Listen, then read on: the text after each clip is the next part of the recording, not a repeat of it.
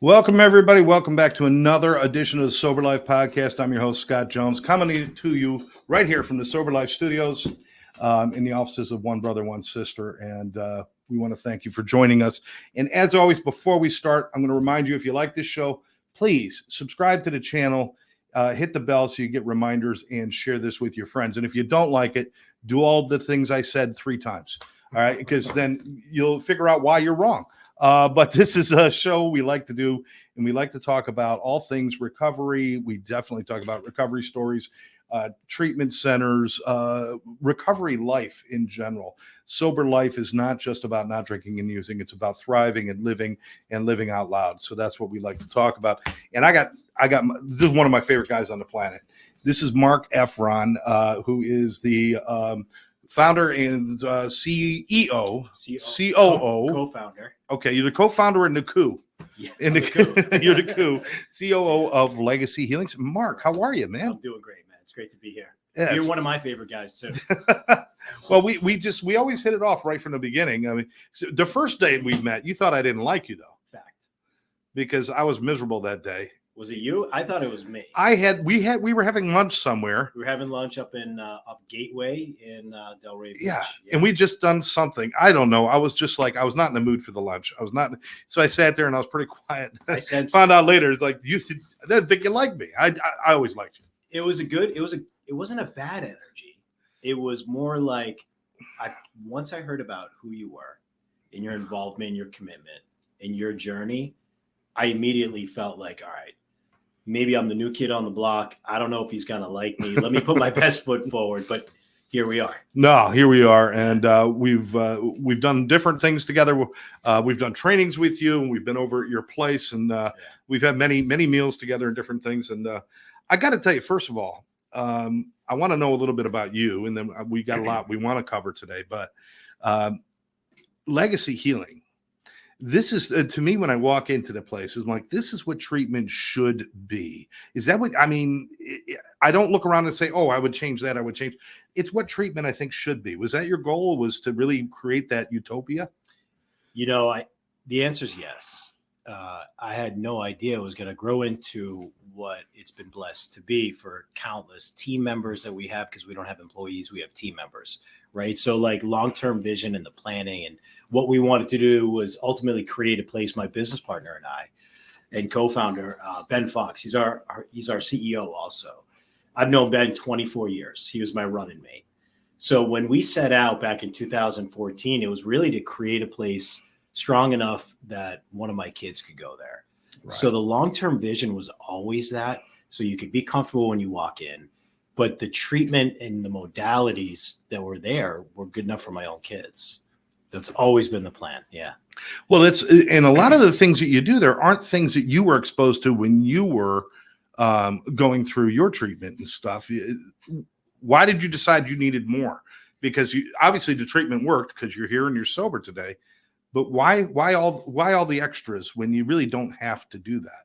I think in fairness, the treatment that I submitted to back the first time in 2006, and I wasn't ready. There was a breakdown in the treatment center that I went to of what they were actually delivering. See, people go into treatment, they go in with all these problems, right? They walk in with IRS issues and family issues and dynamics and legal issues and self-esteem and self-worth issues. They walk in with this mountain of problems.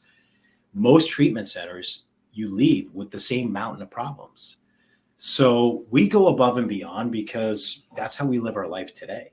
We go above and beyond. The standard is so high personally. Now, listen, man, I like to have fun. I like to put my hat on backwards. I'll put my sandals on. I'll be on the soccer pitch with my kids. I'll be out laughing and being silly with my wife and my friends and my family. But when it comes to the business of serving other people and business of saving lives, we don't water that down. So we go above and beyond. We do the organic juicing. We have the wellness program built into our system. We do the biofeedback beds. We do a lot of things that other programs don't. We want to get into the brain. We don't want to just treat the outside, because as you and I know from a sobriety standpoint, it's an inside job, right? So brain pain is a perfect example of that, neurofeedback. dealing with the prefrontal cortex. We want to get in and look at that document and see where the trauma is, see where the pain is, and then start treating it from the inside. We don't want to just shuffle people around. The treatment that I submitted to didn't have any of that. Right. You know, I'll never forget the place that I went to in Cooper City, Florida. I'll leave the name out, but man, like what a hellhole that was. That's where I ended up, and that's where I needed to be. But that was a complete shit show. Well, you know, there used to be this old thing that they used to say, why give them all of these upper end services when they're not used to them and they're not going to get them when they go back to the ghettos that they're from or these bad places that they're from? Why tease them with a good life? But that's really backwards thinking, isn't it? Shouldn't we be showing them a good life in healthy things? Absolutely. That's why we don't, like I said, I use the term water it down. Yeah. Right. We want people to wake up in a home that's clean, that's well maintained, that's beautiful. So they feel some sort of like, wait a minute, this is what sobriety's like. I can achieve this. We become, there's an old adage, like, show me your 5 friends and I'll show you your life. Right. Or the term proximity, the environment that we're in. We want to create the healthiest environment while they're in treatment so that when they leave, they feel like, wow, this is attainable for me. We want to go above and beyond. Wow. Yeah. I love that. Yeah, me too. I love that. Me too. You got to get jazzed when you walk through there and say, wow, you know, it came together. Because I know whenever you're starting a business, it always doesn't feel like this is going to work, right? No, but we almost went out of business a couple of times the first year. Right. I'll never forget that. But it's not Ben. It's not me. Yes, we had the vision. Yes, we hold the bar and the standard. Ben does a phenomenal job navigating the operations and the business side of things. It's our team. We've been able to have, we have a couple of sayings. One is that we're ladies and gentlemen caring for ladies and gentlemen. That's one. The second one that we have is one team, one vision, one mission. We navigate with that, and we've had enough team members buy into that vision of like, hey, we're just one. We're moving in one direction, and there's one mission. I mean, it's a beautiful, beautiful thing. So that, I think, is the success of Legacy, is the culture that Ben and I have been blessed to be able to be a part of building. And that's the culture from top to bottom and bottom to top. It's not the place where you go in, and we've all seen them where you go in and half the employees are disgruntled or they're upset or they're just kind of phoning it in and they're not engaged. I don't see that when I go to Legacy. When I go to Legacy, I see everybody stepping up, and they're doing it with smiles and they're doing it with joy. And that's important because that's what the clients are going to carry with them. 100%. And you become a product of your environment. Right. Like if the standard is high enough. Listen, man, I was having this conversation with my wife last night about our children and how they have these natural attributes, right? And abilities. Mm-hmm. And our kids are totally different. Maven is 12. They're both elite athletes. They're God-fearing boys. They're good boys. They're growing up in the same home, but their grit, their commitment looks a little bit different.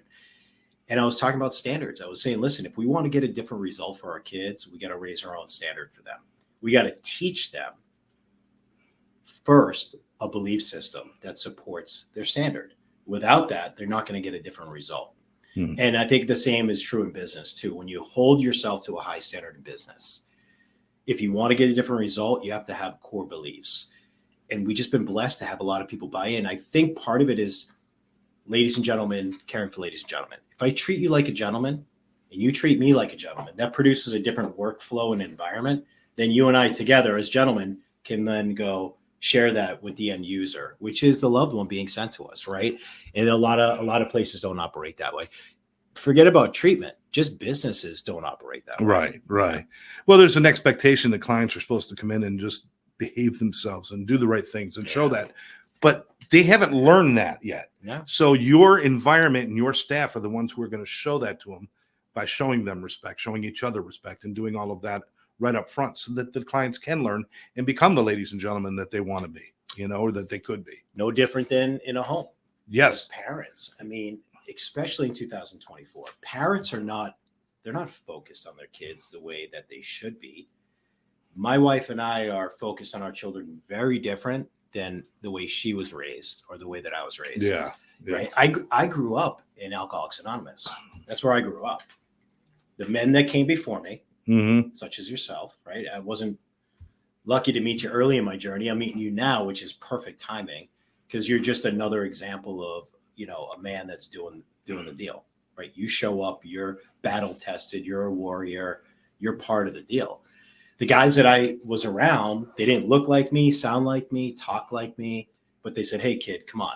This is where we're going. They had to set a new standard for me because my dad didn't teach that to me. I don't blame him. My dad was a great guy, but he didn't have. People only work with what they have. I mean, to expect them to have something they don't have is ridiculous. Yeah. So what you got to do is you got to look at the effort and the idea behind what they're doing. But Great.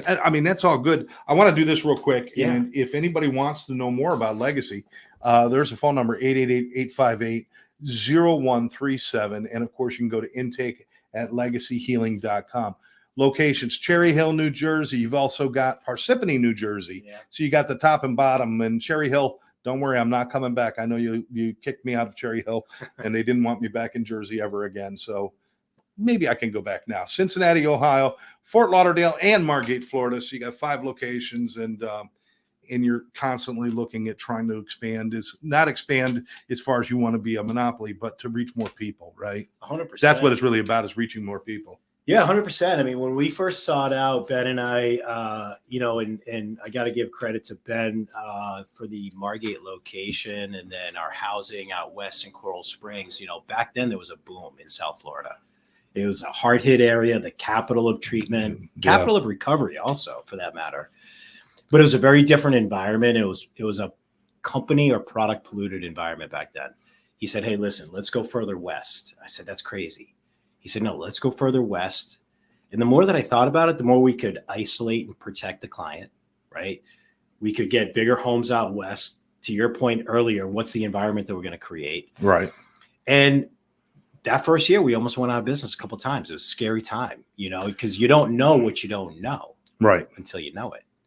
And Margate evolved into us buying an acute level care hospital to detox so we could have a higher level of care. That evolved into Cherry Hill, New Jersey, your old stomping ground and area, right? That evolved into Cincinnati. And these were all identified as hard hit areas where we could get into the communities. We could be good partners, good neighbors, and have impact. The whole idea is to have impact. It's not to have more beds or more locations. It's to be able to have impact in communities and help families heal. So we've got the treatments in the locations. We've got the housing in the locations. And then each location has a family program that's attached to it.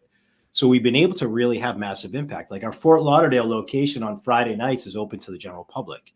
You don't have to have a loved one in our care to be able to come in and have family repair and restoration and healing begin. So it's a family disease, man, as you know, and I'm sure your listeners know. My family wasn't involved. They dropped me off. My dad said, good luck. And my brother, literally, he let my ass hit the ground. It bounced back up and got me into treatment. Right. And my brother's the one, my brother Michael is the one who dropped me off. He dropped me off with a trash bag, Sports Illustrated, a bag of beef jerky, and a tin of dip, right? I chew tobacco still. It's my one vice that I got left. And, so the rest is kind of where we're at. We want to continue to grow, but we want to go to the places that are hard hit areas. Now, one of the reasons I really like you, Mark, is because you're always expanding and thinking about what can I do better? What can I do different in the treatment world? And by the way, call them and check them out. Look online, go visit and tour. But this is really important. People will research a used car more than they'll research a place to get their kids clean and sober. Yeah. They need to go look at the place, talk to people, and you always invite that. But as much as you are into expanding and learning new things, you're also into your own personal journey as well. And I want to talk to you a little bit about that, if you don't mind. I'd love to. I thought at the beginning of my sobriety that not drinking and using was the end all and be all of what sobriety was. I thought once I do that, don't drink and don't use, my life is going to be fine. And it's a coast, it's a breeze. But I realized personal growth and things that I can do, the whole world opens up to us. And it's really up to us to take advantage of that and to grow beyond just existing. And you're doing that. You follow people and you get involved. Tell me about some of the things, or what was that first moment when you said, I need to grow past all of this?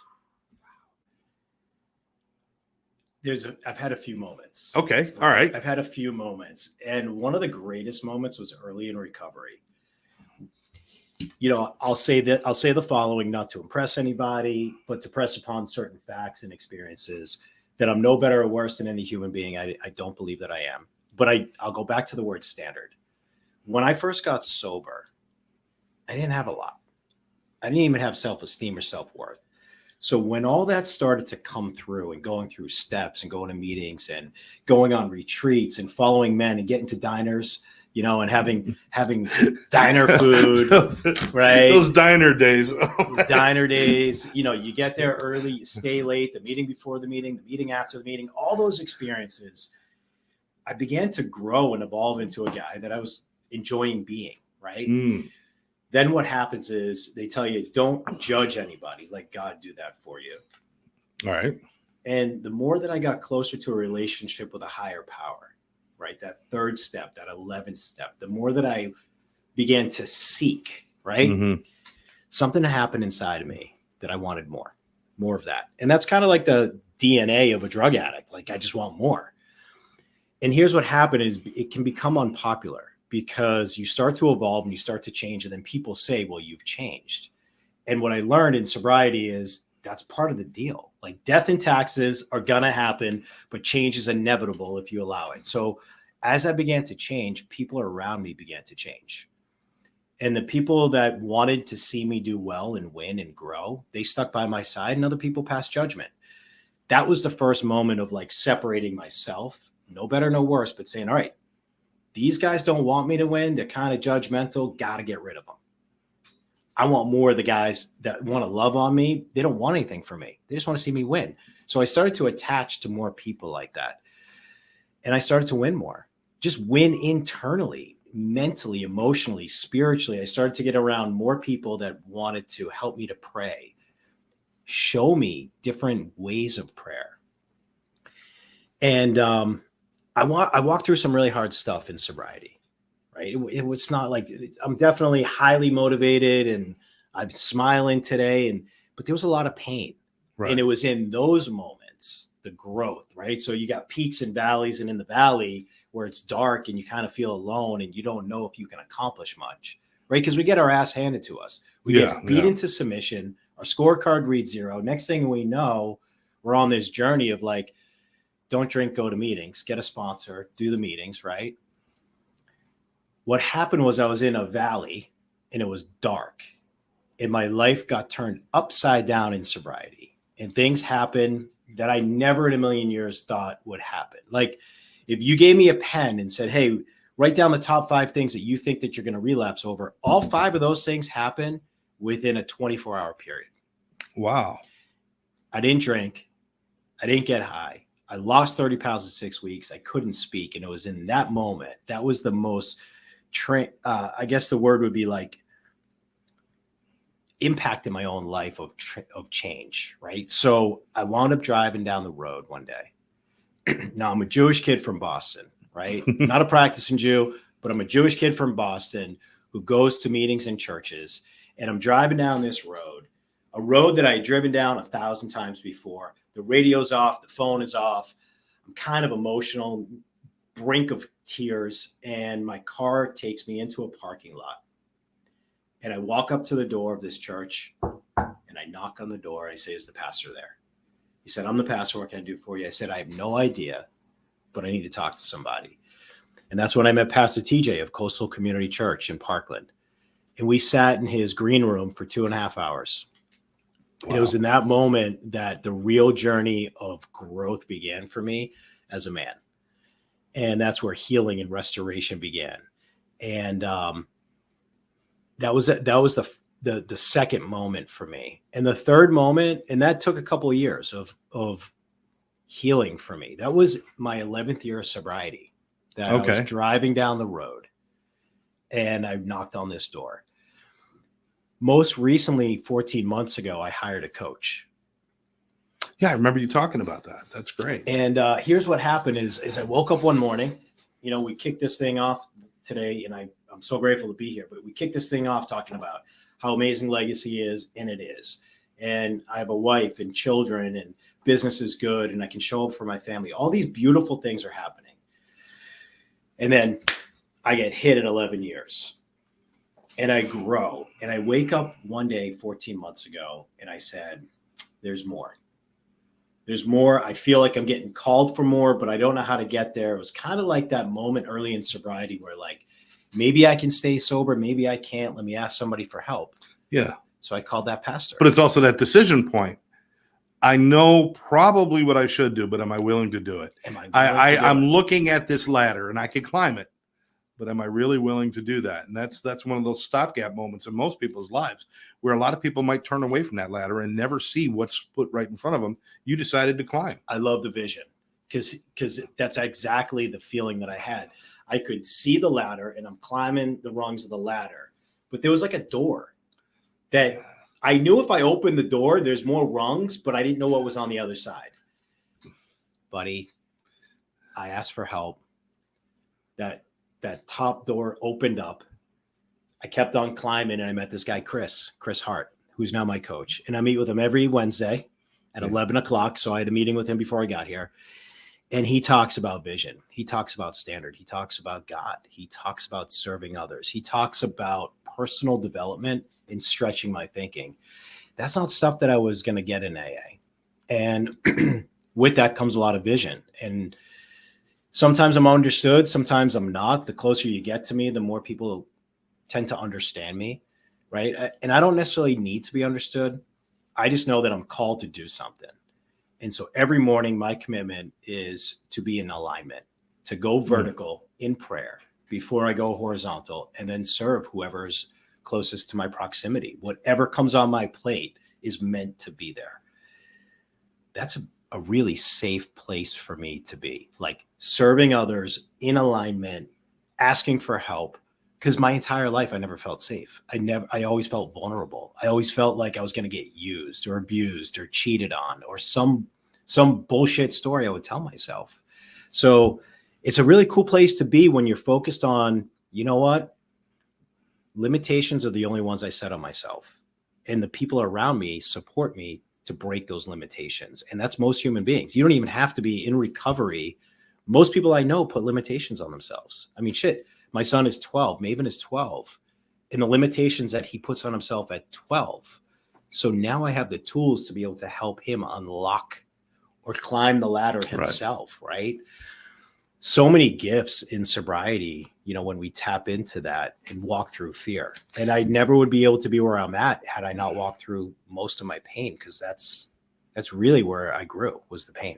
You know, it's funny because a lot of the rules that you apply that when you're in recovery or using a 12-step program or something like that, which is you need people around you, you need fellowship, you need a sponsor, somebody to guide you, you need goals and paths, and you need to open your eyes, you need to be focused on today, one day at a time, but not ignore your future or your past either, because we got to grow from those things. So all these things are a microcosm of what really goes on in real life, because here you are, you want to grow beyond. Now we're at a point where we're growing beyond as a human being, and you're looking for these gurus, people to follow. And it's not, I don't want to say guru in a way that's nobody's sitting in a diaper on top of a mountain. Although there might be. Have you got one of those diapers and mountains? I don't have diapers a diaper and mountains. On a mountain. No. But when I have an issue with business, I talk to somebody who has been successful in business. I don't talk to somebody who lost their business and is sitting home and eating bonbons and watching soap operas. I don't talk to them. I talk to those people. If I want to live a positive life, I put positive people in my life.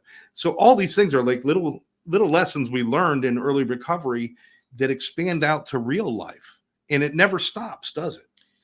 No. And, you know, pain sometimes can be true. The truth can be painful. And people want to avoid pain and they want to seek pleasure. So they will find themselves telling themselves a story that's not even true about themselves and then wonder why they don't get further along. The more I can get to the truth of who I am, flawed, not perfect, sinner, not a saint, and really tap into that, then I can actually unlock who I'm supposed to be. But we don't learn this stuff just if we stay in an isolated spot. A lot of people are afraid to take that step. I know that I was. I still am. I have no idea really, I have an idea of like the direction I want to go, but I don't know if that's the plan. But you now have something that people don't have is experiential evidence. Listen, I took True. the plunge and I was uncomfortable. I took the plunge anyway and it worked. And I was uncomfortable. I took the plunge anyway and it worked. And sometimes it doesn't work, but what you realize is, but it didn't kill me.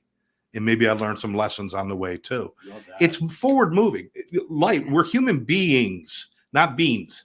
Human beings would be sitting still like little beans. Human beings means being, means doing, means moving. That's what a human being is. We should be moving and growing constantly. You know, your job is done learning when you take your last breath. That's the only rule in life. And you're just one of those guys. I get so excited watching guys like you who just keep finding these things and saying, it's almost like, that's great. What's next? Let's keep going. But I gotta share it too, right? Oh, so like that's huge. Yeah, you gotta share it, because I have this term I call an ecosystem. Like I got a lot of cool friends, right? They're just good guys. They're active.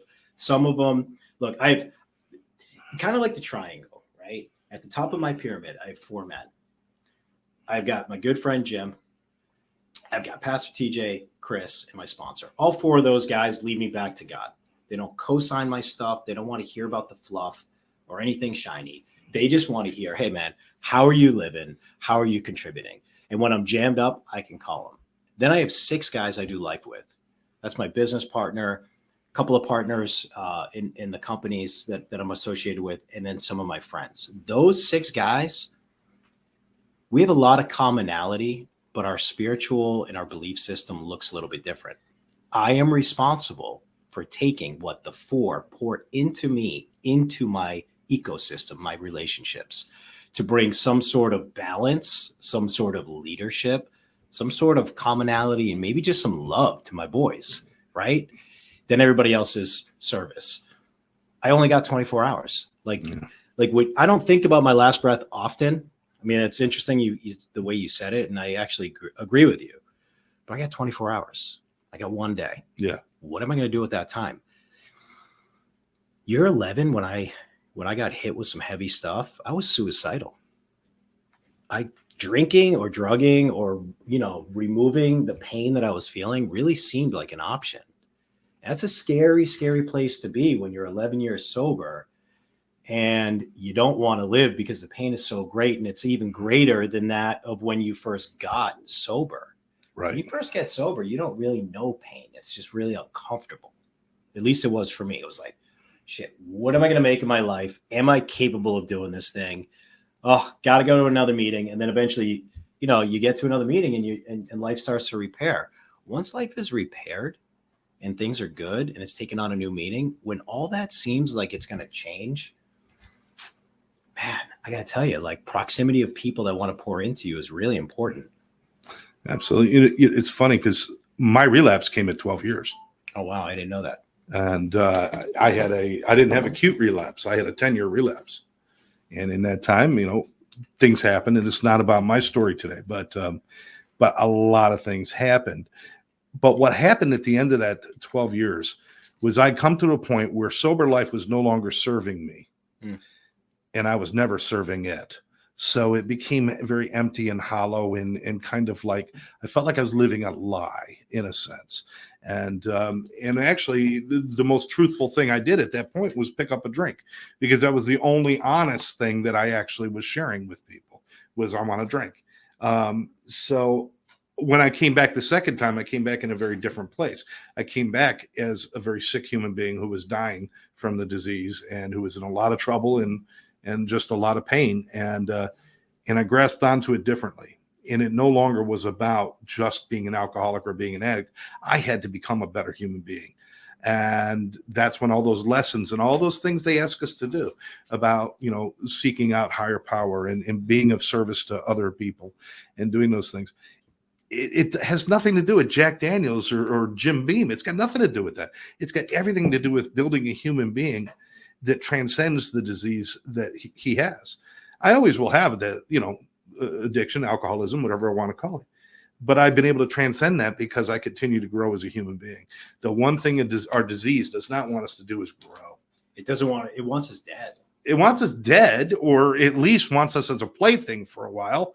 If dead was fast, it would be really easy disease, but it's not. It plays with us and tortures those around us and our children and our wives and husbands. And it can come in the form, they say it comes in 100. Like it says that I'm driven by 100 forms of fear. So like my disease, my addiction today will show up. It shows up every day.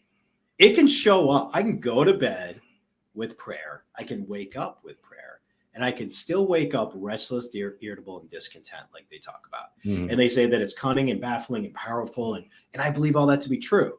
And I experience that. But I've got quick resolve today that I didn't have early, like you're talking about, because we transcend it and we get into solution. We get a tool belt, right? That's exactly right. Goes back to like, what were some of those moments for me of growth? It was like, all right, listen, that guy over there, he's doing that. That guy's not for me. Yeah. I'll see him at a meeting. I'll say hello. I'll be cordial. I'm no better or worse. The moment I walk through a room, the playing field is level. We're both just trying to get to midnight sober. That was a good one. I had an old timer tell me one time. He was like, listen, kid, Boston guy, listen, Eddie from Dorchester. He's like, Mark, he's like, just make it to midnight, kid. And I was like, I like that. I'm a counter. I was in finance for 20 years. I like that. I can get to midnight. One day at a time. It was like a little hokey in the beginning. Yeah. All right. Like, all right, go hour by hour. No, I'm going to get to midnight and I'm going to try to pack my day with a meeting and a fellowship and growth. And man, when I first got clean, I had no idea. If you told me that you and I would be sitting here talking about recovery and solution, forget it. I used to hear guys talk about solution. April 3rd, 2008 is my sobriety date. Right. And what a journey. That's awesome. That's awesome. I love talking about this stuff. I love hearing about personal growth and journeys. And you're right. I mean, it is one day at a time, but don't turn your back on the past. The past is what you build your life on. And I know we regret some of the things listen, I got regrets, but I'm not going to live in shame and guilt. Every building, you go downtown, you see the most beautiful buildings, right? And they're shiny and they're glass and they're steel. What are they built on? They're built on a base of mud and dirt and rock and hard stuff. Well, that base is my past. And I get to build the greatest temple I want to build on top of that stuff. Without that, it's weak. People who don't, and I'm not going to say normal people or, because none of them will talk to me, so I'm not sure. But but some people who haven't experienced what we've experienced, there's a flaw in their character that they don't know the dark side. And we've got that, which actually puts us ahead. I say today that I'm a grateful recovering alcoholic, not because I'm grateful I'm in recovery. Of course I am. I'm grateful that I had this disease because I got a chance to see things, which makes my gratitude, my ability to love, and everything else that much greater. Listen, gratitude. When I first got clean, my sponsor used to make me do 100 gratitude list item every single day. What I didn't know about gratitude was that when you're living in gratitude and you're actually taking action, whether it's penmanship and writing it, speaking it, experiencing it, it opens up your arteries different. Blood flows, dopamine, serotonin levels, everything spikes when you live in gratitude. These are little sound bites that I didn't know until I started to study and started to understand and be willing to receive information. I was not grateful. There was no part of me. I was cocky and arrogant. I got this. I can do it. Gratitude opens up the heart. But what you were just talking about, like where brokenness comes in, like all that mud and the rock and the cement. I have more losses in my life at 47 years of age than I have wins. Mm-hmm. I am winning today. I celebrate it. I'm not proud. I don't boast, but I will say I am winning because, like you said earlier, I am moving forward every single day, chipping away. But it's all my losses that built my character to make me strong enough to be able to win. Exactly. And to appreciate the wins. Really, to appreciate them. I mean, how many people do we know? I'm sure you know these people who have a great job, great family, everything's fantastic. They sit down for Sunday dinner and all they do is bitch and moan about everything. I think that's whereas, you know what? If I had a can of SpaghettiOs and a one ray of sunshine, I was ahead of the game and I was feeling good. Yeah. And when I'm with my family, it doesn't matter what the occasion. I am so appreciative because I know what it's like to sit at the table with them and not be there. Yeah. I'm there, but I'm not there. Yeah. And when you experience those things, gratitude comes easy. And when I'm going to tell people a lot, we don't talk about this a lot, but the next step in gratitude, once you start practicing gratitude, go back and double check that gratitude and make sure you value the things that you're grateful for. Because I am grateful for my children every day, but most of my life I did not value the love I had for them. Now I do. Wow. So add value to your gratitude now. I am grateful for this, and this has such extreme value to me. That's good. Because without the value, if I devalue what I have, it's no longer it's not my anchor anymore. Something else could attract me over here. How can I trade my family and my life for a glass of scotch with that much liquid in it? That much liquid, and I'll trade away my kids and my wife and my house and my car and my job? It's because I already devalued all that. Keep the value. Be grateful, but make sure you value everything you have. That's that. I had no idea what we were going to talk about today. You just gave me a nugget that is going to transcend. Yeah, that'll be $13.50, please. Our hour's up. Thank you very much. Somebody pay him. Somebody pay this guy. But that's what happens Yeah. when people who want to grow get together. Yeah. And they share ideas. And just the stuff you share with me is going to stay with me. I'm going to rewatch this. I'm going to replay some of that stuff. That's the beauty of this. Yeah. Growth isn't just going out there and everything's hard. It's just opening yourself up to ideas and listening and sharing. And that's huge, right? It's huge. Valuing the things that you're grateful for, though. Yeah. Like what you have no idea. That right there. God. You can write on your list. People write on a list, I'm grateful for the bird singing on the twig outside my window. But does that really have the value? You know, if I'm grateful for my kids, because that's one of the things that really killed me. So how can I do that when I have kids that I love? Then I started to believe maybe I don't love them. No, I did love them, but I did not value that love. I did not realize how fragile it was and how important it was. And so I became grateful for it. And then I learned to value it. And now, you know, I'm the richest guy in the world, and I don't have a dime in my pocket. I'm the richest guy in the world. You know, it's funny. The other day, my kids want to watch this show sometimes. It's called Is It Cake? Have you ever seen it? No, I'm It's afraid of this. Yeah, it's where they get all these chefs, these gourmet chefs together, and they all bake cakes. Oh, And then, you know, let's say they all had to make a microphone, and there's 4 microphones. One of them is cake, and they all look like microphones. what are the other ones? Microphones, or made out of wood or plastic. Oh, And then there's maybe one real microphone, and then one is cake. So microphone, cake, and you got to vote. So my kids, they like it, and they want me to be involved in it. And it's 9:15 at night, and I've been up since 3:30, 4 a.m. going. And I'm grateful for my kids, and I'm grateful for the time because it's about to be bedtime. Maybe they're showered, maybe they're stinky from coming home from soccer practice. And my wife says to me the other day, she says, "Could you put your phone down?" I'm like, "Yeah, but this is a father whose son is in our care, and I need to respond to this." She'll put her hand over my phone. She's like, "Can you just be present?" Now, it's not all the time, but that happened. She said, "The kids are going to turn around and they're going to look to see if you're watching." Sure enough, the kids turned around as I'm putting the phone down. They were like, "Dad, this is awesome, right?" That was a moment for them, for validation of the time that we're spending with them. absolutely. And I'm grateful that my wife, you know, she pointed that out, because it's not that I don't value it. It's just I'm putting that father and his son in that moment over the moment. Now, listen, I show up, man. It's like bedtime. I'll cook breakfast most days of the week. I mean, my wife is phenomenal at home. She's an incredible mom. So I can't take any credit. I take 0 credit in my own, you know, but it's in those moments that I think that I can be better. But that's really what it is, because in 2024, the world that my children are growing up in, it's wild out there. And if I'm not real mindful of the messaging, Absolutely. the main thing when it comes to parenting that I'm focused on, which is kind of what we've been talking about, what is the story my children are telling themselves about themselves, And how do they hear daddy's voice when I'm not around? When they're in school, when they're with their friends, when they're on the soccer field, when they're out at an event, how are they going to make decisions differently than maybe we did when we were kids? So I'm very mindful of the words and the messaging I put in their head. But you bring up this value, like the value and the gratitude. It's kind of what my wife was on the other night. Yeah. And I really do want to appreciate or just show my appreciation for you bringing it up, because I can just do better at that.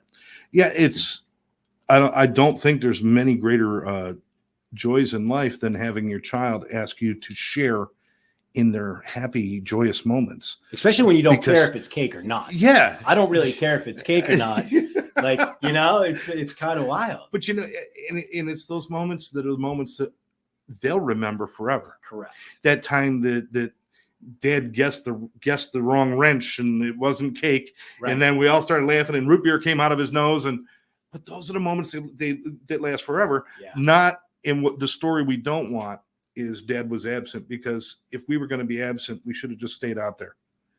We got sober to be present. Yes. To be present for those that we love, for those that are in need, for our higher power, and for ourselves. We're to be present. And it's a full-time job. Being a human being is a full-time job. Yeah. I don't know who the hell came up with being human and being nice is part-time. It's such bullshit. Yeah, it's bullshit. Just be good.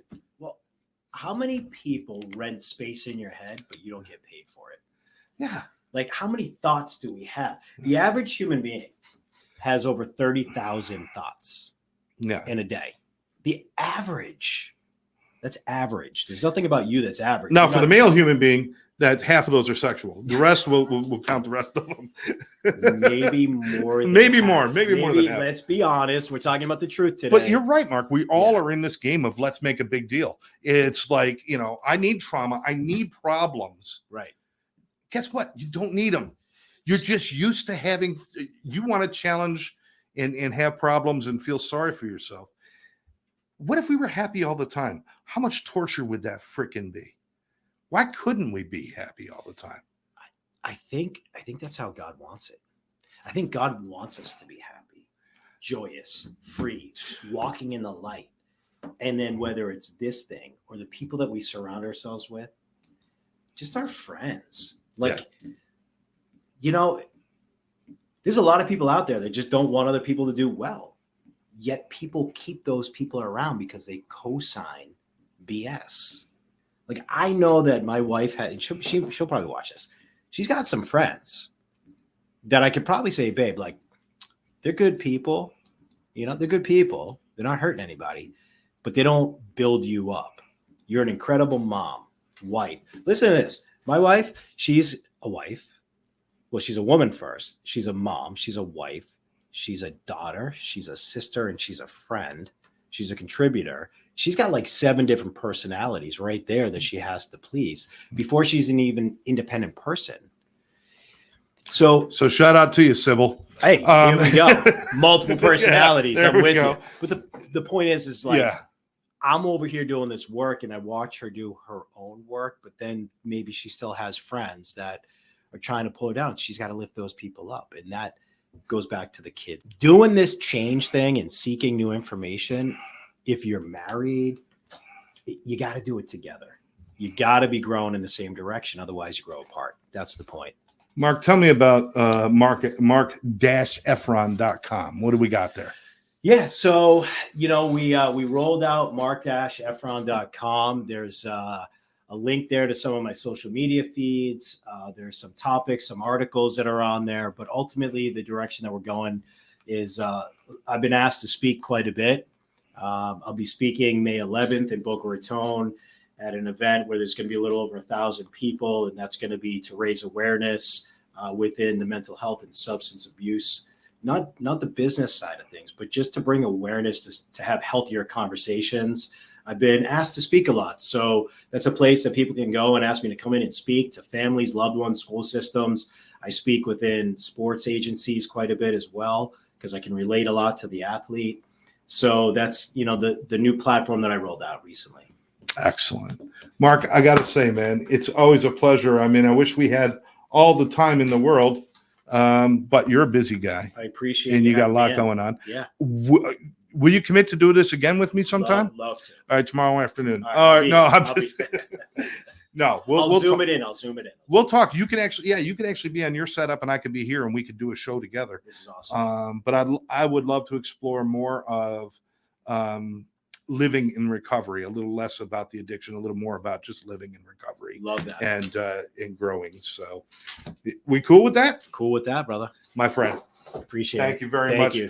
Ladies and gentlemen, go to marc-effron.com, or like we mentioned before, if you want more information about Legacy, you could call 888-858-0137 or go to intake@legacyhealing.com, or certainly check out their website. This is a great organization if somebody you know needs help. And as I always tell you, if somebody you know has mental health or a substance abuse disorder, don't wait. Make the phone call. If you got an extreme case going on, call 988 for mental health. Call the police if you have to call them. I know we're afraid that somebody's going to hate us because we made a phone call. I hope they hate you for a good long life. I really, really do. But we can't wait anymore. The world has changed. Times have changed. And the days of stepping over, sitting in somebody who's in the street so you can get a good seat at church, those days are over. You want to be of service to the people who are in the street.